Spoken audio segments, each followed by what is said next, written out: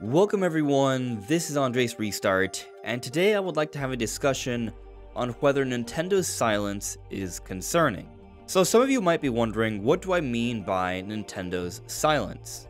Well, I'm recording this on April 17th, and up to this point, we do not know about any published Nintendo titles beyond June. July throughout the rest of the year, we don't know what games are coming.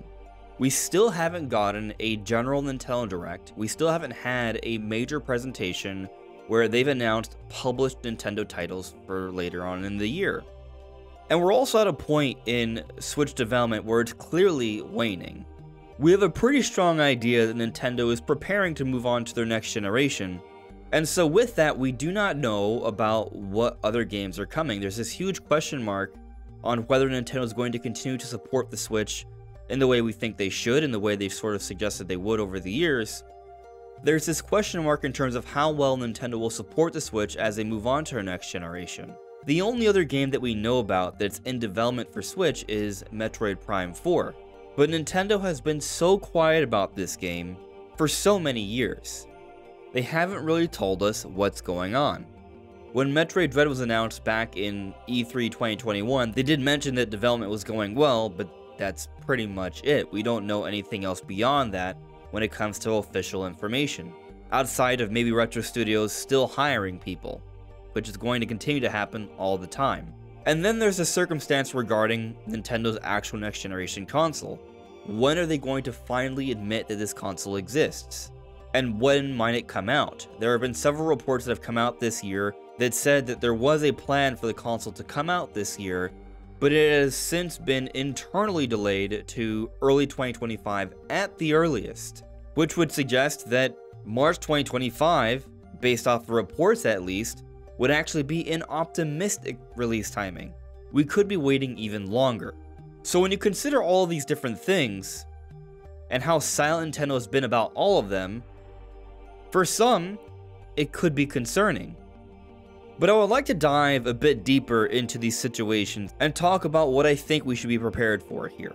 And I was doing some digging. I was trying to find some interesting information regarding Nintendo and their philosophy on load times. And so I took a look at some old Nintendo GameCube interviews.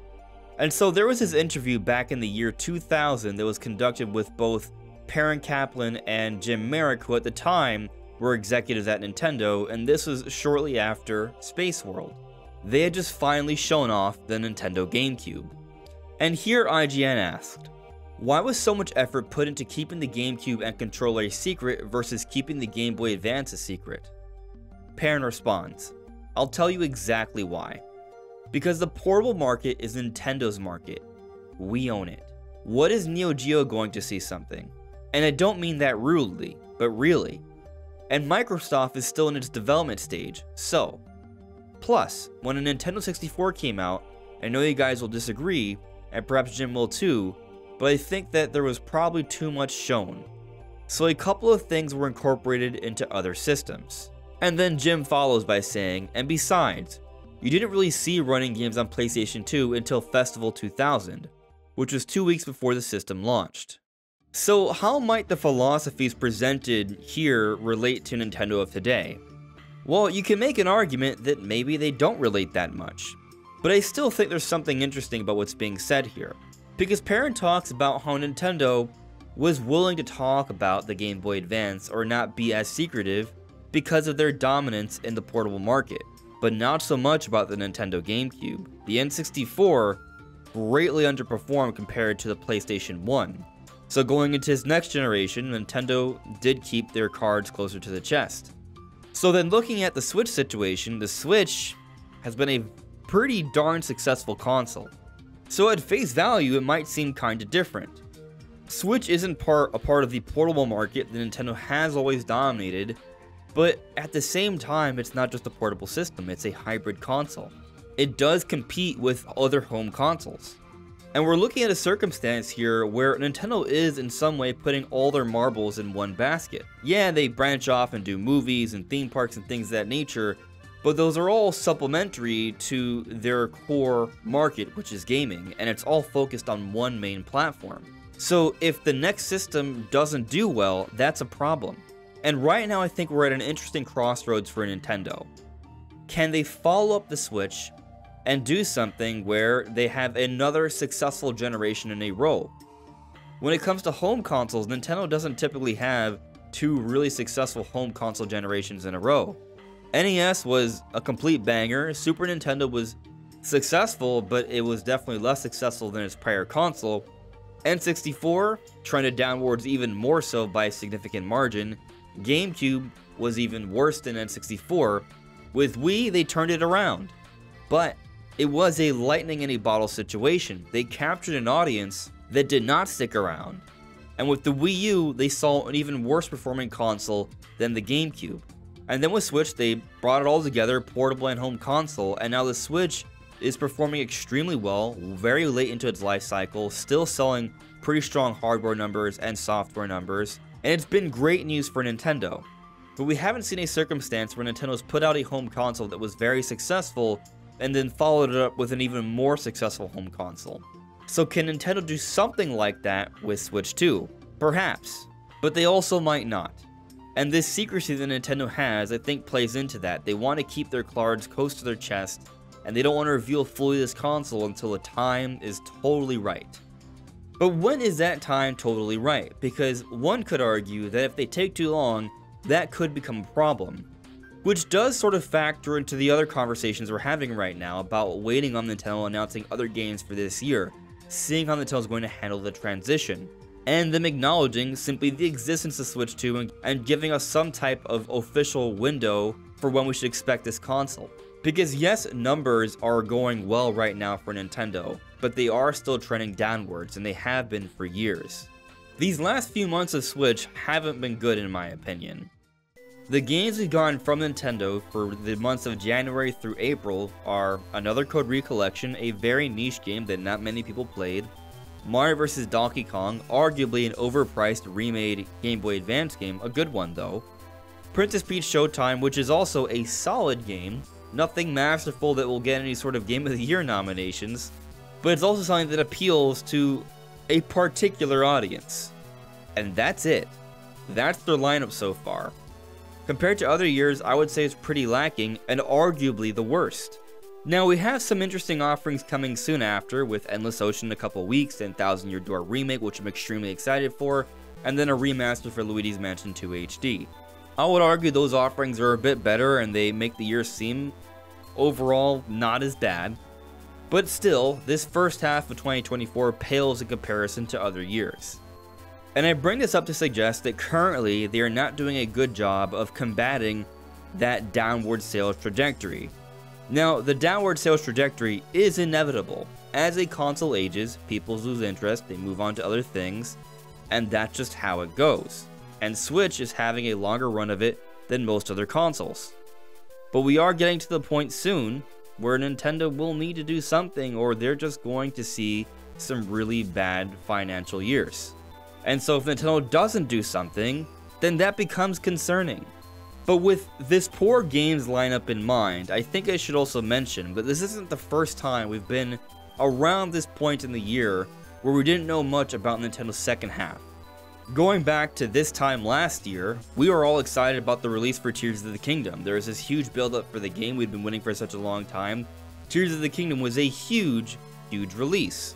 The biggest release of last year, sold over 20 million in a short amount of time. But after Tears of the Kingdom, we were not sure what was coming next outside of Pikmin 4. And Nintendo eventually had a big direct, late June, and gave us a decent lineup of games to fill up the holidays, including Mario Wonder. But then another time that was somewhat similar here where we didn't know much was 2020. We didn't have a general direct throughout the entire year, as we have currently not had one for this year. We got a partner direct in February, and we don't know about what's to come later on. And what we got in the second half of the year was interesting, but it definitely wasn't the best. We got Hyrule Warriors Age of Calamity, Pikmin 3 Deluxe, and Super Mario 3D All-Stars. A spin-off of a Zelda game, a remaster of an old Wii U game, and a remaster collection of 3 Mario games. Those were the big releases of the second half of the year 2020. Now, it should also be noted that we didn't know about a July game by this point in 2020. They announced Paper Mario the Origami King in May, and it came out in July. And so perhaps something like that similar could happen again.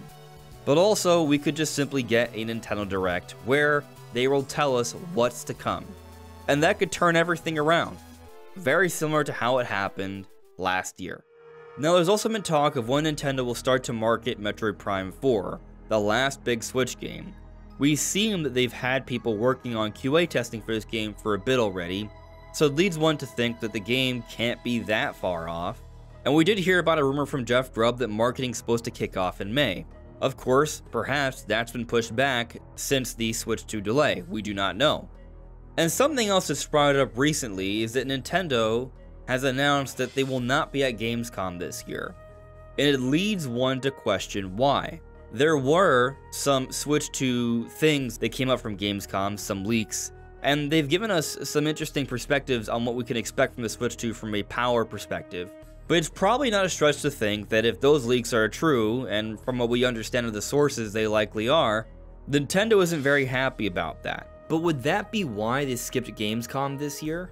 I'm not so sure, because if those things legitimately happened, then they would be happening behind the scenes. You don't have to have a behind the scenes presence, you could just have a public presence with certain game demos, as they did last year. Tears of the Kingdom, Pikmin 4, Mario Wonder were all there. So then if Nintendo's not going to have a presence this year, does that suggest that there won't be some significant games to play this year? Well, I would say that Pikmin 4, Tears of the Kingdom, and Mario Wonder are the best games that came out last year, and they were all at Gamescom. So if Nintendo doesn't have a presence at Gamescom this year, does it maybe suggest that they don't have games of that caliber this year? Now some might say, well, hold up, Paper Mario Thousand Year Door, that's a pretty high caliber game. What are you talking about? I agree, but it's also a remake. Metroid Prime Remastered wasn't a part of Gamescom, and that's an extremely high quality game. I think the idea here is having new games to show off to the public. So I would say it does somewhat suggest that there may not be any major games slated for this year, and this all could be tied to Switch 2 and Nintendo saving some of those big games for a Switch 2 release next year. And if that is indeed the case, then perhaps one of the reasons why Nintendo's been so quiet this year, it is all tying to their console and when they decide they are ready to announce this thing. But I'll also say, I don't think that Nintendo deciding not to have a presence at Gamescom automatically means there are no big games coming out this year, but maybe there are simply less. We had Tears of the Kingdom in May, Pikmin 4 in July, Mario Wonder in October. We don't have anything like that in May, and we still have not gotten a July game announced yet, so it may not even be something as significant as Pikmin 4. But that doesn't mean there can't be at least one game that's kind of like that. Maybe we do get Metroid Prime 4 for this holiday. But with there just being one game, maybe they don't want to do that. And maybe it's not Metroid Prime 4. Maybe that game is saved for the Switch 2 launch window, and instead we see things like Metroid Prime 2 and 3 remastered for Switch this year. But then other remasters, like maybe Wind Waker and Twilight Princess, and this year's just filled with mostly remasters. But there could potentially still be a game that's new that's exciting to us, maybe Donkey Kong. I'm just throwing out ideas here. My point is simply that while there may be something to Nintendo not being at Gamescom this year, I don't think it straight up confirms that there aren't any big games coming out this year. And so to bring us to a conclusion on Nintendo's silence being concerning, I think to some extent the jury is still out. We don't know what Nintendo's plans are. And so, depending on what your preferences are and what you're looking forward to, it could be concerning.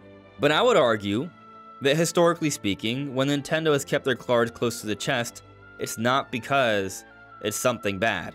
Nintendo showed the Wii U off well in advance, and, well, that didn't work out so well. But the Switch had a really quick turnaround, and that worked out really well. And Nintendo has maintained consistent releases throughout the year. Even now, they're having consistent releases. They could have spaced out Paper Mario Thousand Year Door and Luigi's Mansion 2 and Endless Ocean, but they didn't. I think that bodes well for other games to come out this year.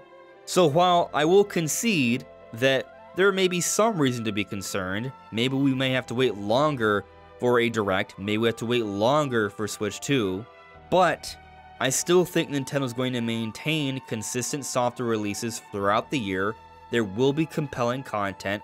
It may not be as big as a Tears of the Kingdom or a Mario Wonder, but there's going to be some things, and when Nintendo does finally start to talk about Switch 2, it's going to be pretty darn exciting for the bulk of the Nintendo fanbase. But what do you all think? What do you make of Nintendo's silence? Is it concerning to you or not so much? Let me know in the comments below. This is Andres Restart. Thank you so much for listening and watching, and I'll see you all really soon. Take care. Bye.